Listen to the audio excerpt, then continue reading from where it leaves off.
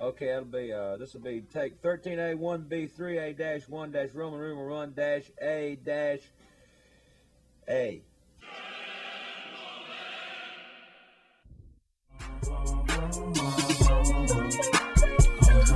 Ladies, gentlemen, thank you guys for tuning in. Welcome to what is the first official Ace of Grapes. I'm not sure if it's a radio show because I have music or if it's a podcast with music and video, but welcome to it either way. Thank you guys. Battle Cleric. You guys have heard me talk about it on the forums, and I haven't really gone into much detail about it, but that is actually what I'm going to do with this video right here, right now. The main reason I'm doing a video is because I'm far too lazy at what is currently 5:30 in the morning, Christmas morning, so Merry Christmas to everybody. Far too lazy to just put my mind into a forum post and bombard you guys with the wall of text, so yeah, I'm just gonna relax and enjoy my Christmas morning and talk to you guys about the Battle Cleric and some of the other Souls in Rift as well. So yeah, Battle Cleric, fun. Let's get right to it.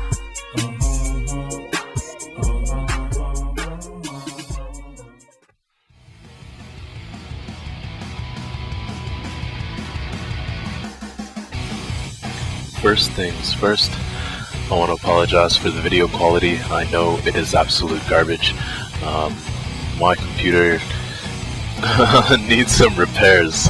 Basically, it can run the game on Ultra for about 10-15 minutes before it dies, so during the beta event, the second one, because I didn't have that problem in the first one, but during the second one I basically ran the game on low so that it was stable, which is why it looks the way it does, which is why I didn't bother to fraps anything, which is why this is all I have. Alright, Battle Cleric. It is essentially 20 points Shaman, 0 points Warden, and 0 points Sentinel as well. The cool thing about it is at 0 points in Warden and Sentinel you actually get 2 heals. The first one from Warden has a 12-second duration and it has no cooldown. So you can keep that up all the time as long as you can spare the global cooldown. From the Sentinel tree, you get an instant heal on an 8-second cooldown, and Shamans themselves also get a heal. I believe it's somewhere between 15 and 20, where when they are crit in, I believe it's only melee, don't think it applies to spell damage, but essentially when they're crit, they can activate this heal. It's on a 6-second cooldown, so if you're fighting melee DPS, that heal is almost always guaranteed to be up. They also have a shield that they get at level 10.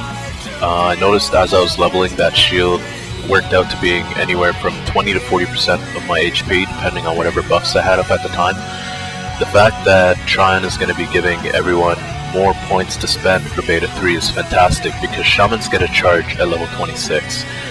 So, combine that with the buff that Shamans get, which basically, it lasts for an hour. Every time the Shaman hits somebody, that somebody is going to be slowed for 50% for 6 seconds. So yeah, that is pretty fantastic when coupled with a charge. Shaman attacks, they're actually quite simple. There's the main one that they get at level 0, I believe it's called Thunderous Slam. There's another one that they get fairly early on called Massive Blow. That is the big hit. It is on a 15-second cooldown. When you are, I believe, level 15, you can start putting points into the branch to increase the chance that Thunderous Slam is going to refresh the cooldown on Massive Blow. It caps at 30%, so your instant spammable attack is going to have a 30% chance to refresh the cooldown on Massive Blow, and I actually really like that mechanic a lot more than I like the Execute ability on my warrior Rinley, only because with a 30% chance to bring that thing up, chances are it's often enough where you know it's coming, but low enough that it's not going to be up every single swing. So basically you can use that like an Execute and deliver a big hit, and it doesn't matter what percentage of HP your target is at. You can use Massive Blow all the time.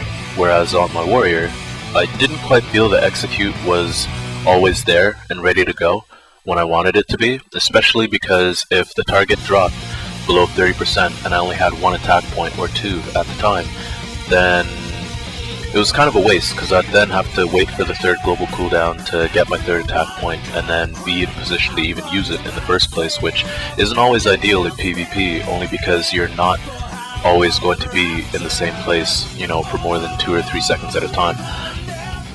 But even still, Massive Blow for a Shaman is a great skill, especially with that talent to be able to refresh it. There are various ways that you can build the Battle Cleric. If you go Justicar instead of Shaman, you end up with a more tanky build, mainly because Justicars carry around a shield, they can heal on hit. I believe they also have something in their branch that lets them increase their block value by a certain amount of their spell power. I could be wrong, I'm pretty sure that's how it is, but even still, the spell power that you get from Wisdom affects the Warden Hot and the Sentinel heal as well. It also affects the Shaman heal, which is fantastic. Another variation to the Battle Cleric includes Druid as the third soul, where you have 0 points in it, mainly for the pet. The pet does cast a hot on its owner. It also does cast damage at enemies. The only downside is everything requires a cast time, including the hot. I remember there was a Battle Cleric that I was dueling towards the end of Beta 2, and I had a lot more success against him when I killed the pet first, which is a part of why I'm not really bothered by the fact that you can put 0 points into a soul and still just get a free pet. If I'm not mistaken, all of those pets have a level cap somewhere in the mid-20s or even early 20s, so once characters are up in their 30s or 40s, or even at 50, they're not going to be running around with this 0 point pet for no reason whatsoever, because yeah, that thing's going to be more than half their level below them, which, again, useless. There was also a mage while I was dueling, actually. I'm not all that familiar on mages yet, I haven't done my mage homework, so I'm not really sure what his soul build was, because I don't really know anything about them, but at the same time, I do believe he had maybe some Dominator or Stormcaller in his build, only because the Battle Cleric as a Shaman base is very susceptible to CC, and while trying to duel this guy, I was basically running in the opposite direction for like a good 60% of the fight. Even though CC is supposed to break on damage, I like the fact that there's a little bit of a buffer before it actually does break, so it is noticeable in PvP. Mainly because even though I could still get to him, and I could still hurt him, he could still send me away. And those duels generally ended with him somewhere in the area of like 20 to 40% of his HP, which is pretty damn cool. I believe I was 19 at the time. I didn't have, actually I probably did have that one snare on hit, but he never really had to go anywhere because he would just send me running off in the other direction.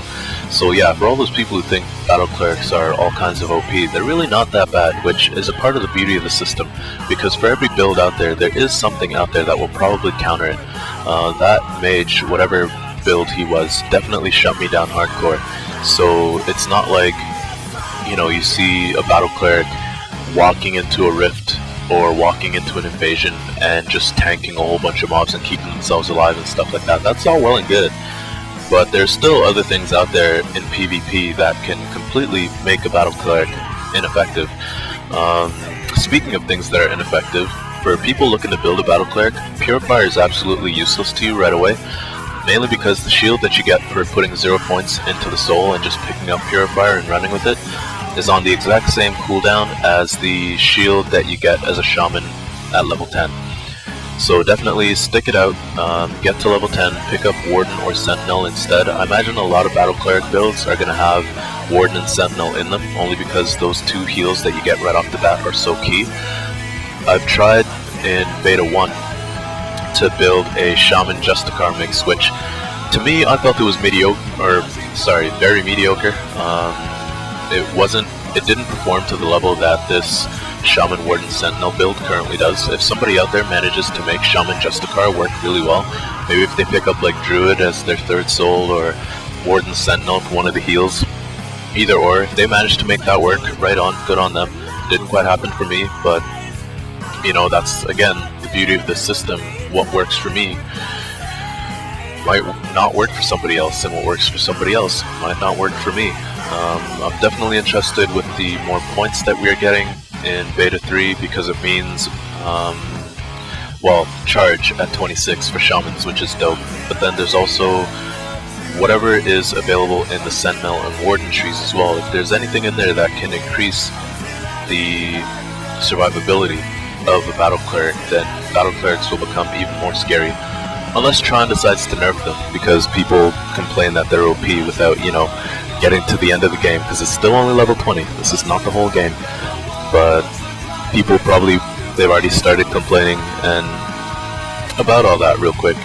If you feel that your character isn't as engaging or interesting or exciting as you'd like, chances are you're playing the wrong thing. I definitely encourage people to build their characters in their head before they go into the game and start using the souls, because again, every calling has their trinity of functions that they can do. So just because, you know, your mage has a Chloromancer soul in their build doesn't mean they can't heal your instance or group or whatever, because they're not a cleric. A healer can heal, Chloromancers can heal, mages can heal, period. Granted, they definitely do things differently, and people are going to say whether this is more efficient or that's more efficient, but Chloromancers can still heal, just like, you know, rogues can still tank. They have a soul that lets them do that. So, I mean, the amount of places you can go to get your DPS build, or to get your heal build, or to get your CC build, or pet build, or what have you.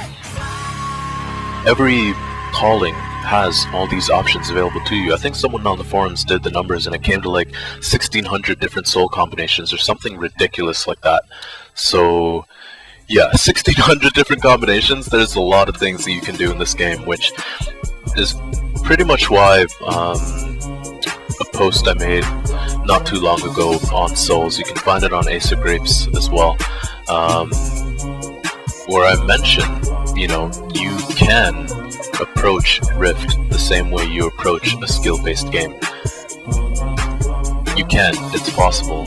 Even though there are classes, even though there's souls, you can still approach it the same way you build characters in a skill-based game and come out with some really fun results. So, looking forward to Beta 3, looking forward to playing a rogue, mainly because Corwin challenged me to playing a rogue in Beta 3.